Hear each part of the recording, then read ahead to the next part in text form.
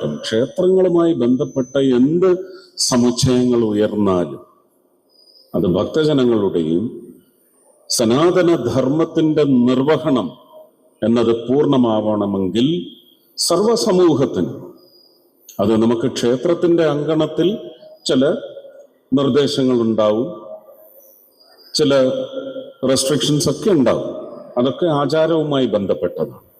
പക്ഷെ ആ ഭഗവാന്റെ പേരിൽ ഒരുക്കപ്പെടുന്ന എല്ലാ സൗകര്യങ്ങളും ബൃഹത്തായ ഒരു സമൂഹത്തിന് അതിൽ ഒരു വേർതിരിവ് മാത്രം ഉണ്ടാവുന്നത് നല്ലത്. സാമ്പത്തികമായി താഴേക്കിടയിൽ പെടുന്നവർക്ക് താങ്ങും തണലുമാവണം. മറ്റൊരു മാനദണ്ഡവും പരിഗണിക്കപ്പെടേണ്ടതില്ല. ജാതിയുടെ അടിസ്ഥാനത്തിൽ ഒരു പരിഗണനയും പാടില്ല എന്നുള്ളതാണ്.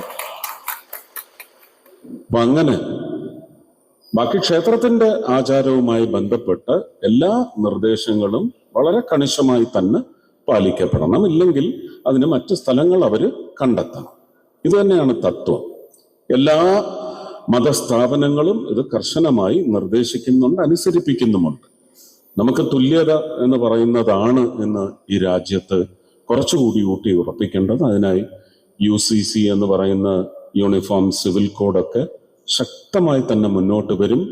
ഡീലിമിറ്റേഷൻ്റെയും 33% വനിതാ സംവരണം ഇതെല്ലാം ഉറപ്പാക്കുന്ന ബില്ല് വന്നു കഴിഞ്ഞാൽ 1 നേഷൻ 1 ഇലക്ഷൻ, അതിനുശേഷം യൂണിഫോം സിവിൽ കോഡ്, ഇതൊക്കെ ശക്തമായി ജനങ്ങളുടെ ഗുണത്തിലേക്കാണ്.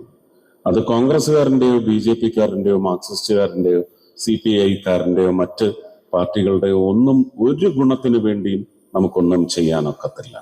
ജനങ്ങൾക്ക് എന്താണോ ആവശ്യം, ജനങ്ങൾക്ക് എന്താണോ നല്ലത്,